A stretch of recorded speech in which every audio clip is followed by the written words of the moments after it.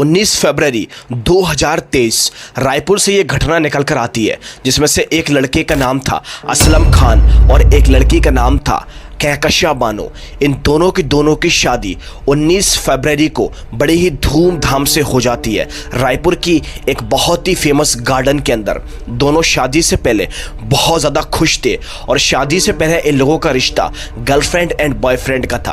Basically ये लोग शादी से पहले ऑफ कोर्स बहुत ज़्यादा प्यार किया करते थे, एक दूसरे के साथ में जीने मरने की कसम खाते थे। ये लोग वो वाले कपल थे और फाइनली इनकी शादी मुकम्मल तरीके से हो भी जाती है। लेकिन इनकी शादी के बाद 48 घंटे भी नहीं बीतते, यानी कि इनका रिसेप्शन भी कंप्लीट नहीं हो पाता कि इन दोनों पति पत्नी की, इन दोनों दूल्हा दुल्हन की डेड बॉडी यानी कि लाश इनके कमरे के अंदर से मिलती है। जी हाँ दोस्तों, क्या है पूरी वारदात में आज की वीडियो में आप लोगों को बताने की कोशिश करता हूँ। वीडियो को एंड तक जरूर देखते रहना।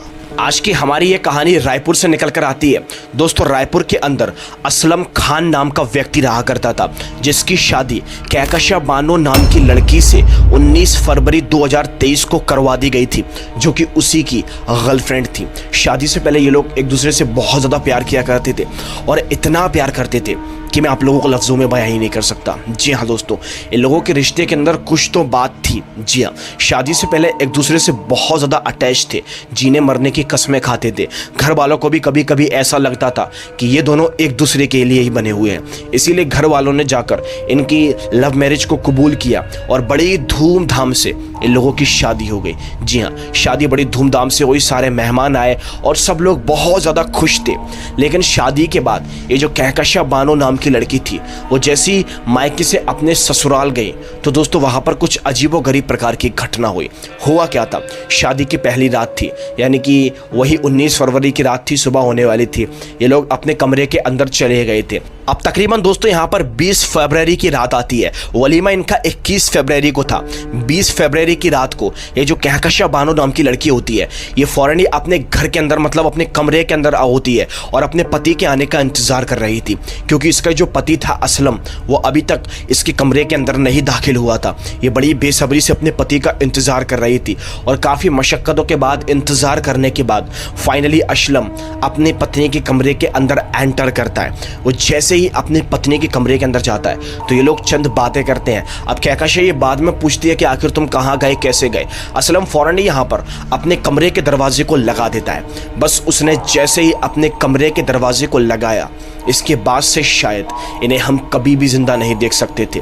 जैसे ही इन लोगों ने कमरे के दरवाजे को लगाया तो दोस्तों अब यहाँ पर दरवाज़ा बंद था। लगभग कुछ देर बीत जाती है और कुछ ही देर के बाद उस कमरे के अंदर से सबसे पहले तो यहाँ पर कहकशा के चिल्लाने की आवाज़ सुनाई देती है, बहुत ही खतरनाक वाली। ऐसा लग रहा था जैसे कि कोई उसे मारने की कोशिश कर रहा हो।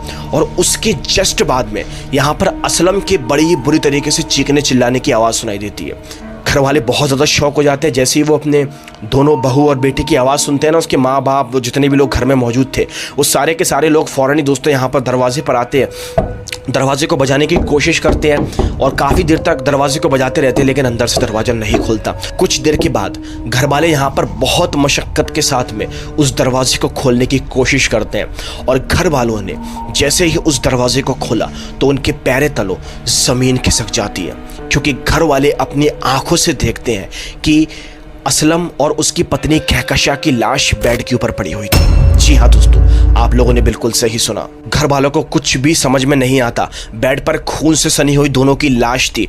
वो लोग यही सोच रहे थे कि आखिर ये सब कुछ कैसे पॉसिबल हो सकता है। किसी को लिटरली समझ में ही नहीं आ रहा था कि ये सब कुछ एक सच है या फिर महज एक कल्पना या फिर एक सपना।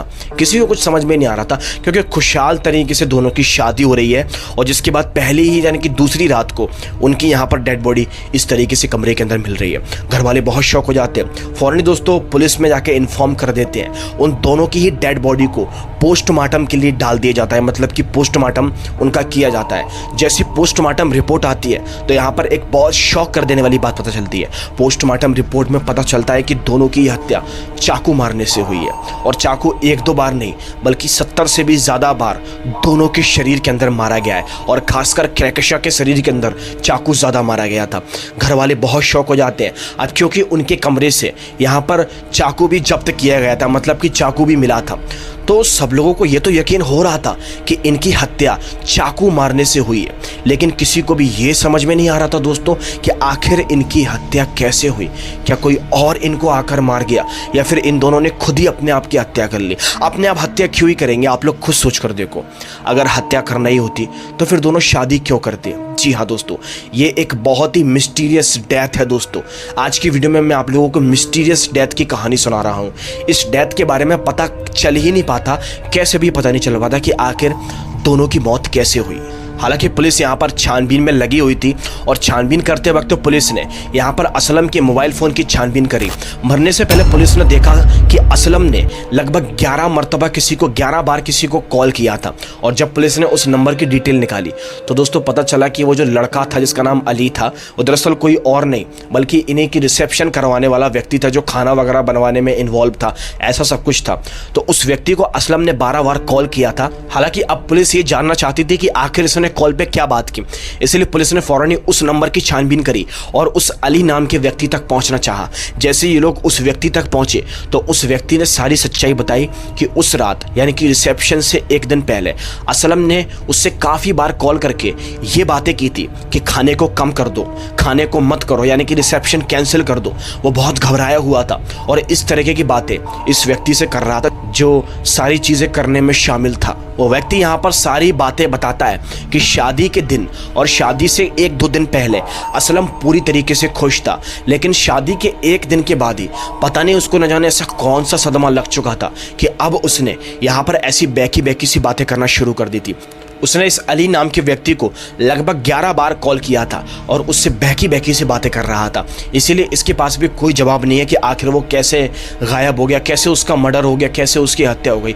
कुछ भी कह पाना दोस्तों बहुत ज़्यादा मुश्किल है। हालांकि ये पता चल गया कि चाकू मारने से हत्या हुई है, तो फिर दोनों ने एक दूसरे को मारा। कुछ लोगों का ये कहना था कि हाँ, दोनों ने एक दूसरे को मारा है क्योंकि उनके परिवार में से कुछ लोग बता रहे थे कि असलम शादी के एक दिन बाद कुछ टेंस सा दिखाई दे रहा था। मतलब कि उसके दिमाग पर कोई तो टेंशन थी और कोई तो चीज़ थी जो उसको अंदर ही अंदर खाए जा रही थी। जी हाँ दोस्तों, अब किसी को यही तो नहीं पता कि आखिर वो क्या चीज़ थी। और असलम ने अगर शादी करनी ही थी, अपनी पति के साथ में ज़िंदगी बिताना ही थी, तो फिर उसने अपनी पत्नी की हत्या क्यों की, या फिर उस पत्नी ने अपने पति की हत्या किया क्यों की। कुछ भी दोस्तों ये कह पाना बहुत ज़्यादा मुश्किल है। या फिर असलम ने उसको मारने के बाद खुद ही अपने अंदर चाकू मान लिए, ये भी कह पाना दोस्तों बहुत ज़्यादा मुश्किल है, क्योंकि किसी के पास में कोई भी इसका जवाब नहीं है। ये दोस्तों एक मिस्टीरियस डेथ बन के रह चुकी है। हालांकि पुलिस इस चीज़ की छानबीन करने की कोशिश कर रही है और जल्दी पुलिस इस चीज़ पर से पर्दा हटा देगी शायद। लेकिन दोस्तों आपको तो पता ही है कि इस दुनिया के अंदर कुछ रहस्य ऐसे हैं जिनकी गुत्थी आज तक नहीं सुलझ पाई है, जिनको सालों साल बीत गए हैं। हालांकि दोस्तों आप लोगों का इस कहानी के बारे में क्या कहना है मुझे कमेंट करके ज़रूर बताना। ये कहानी बाकी में हमको सोचने पर मजबूर कर सकती है कि दोनों की हत्या, दोनों की मौत के पीछे का क्या रहस्य था, दोनों ने क्यों एक दूसरे को मार दिया। अगर दोनों साथ जीना चाहते थे तो क्यों मारा, और अगर दोनों साथ जीना नहीं चाहते थे तो फिर इन लोगों ने शादी क्यों की।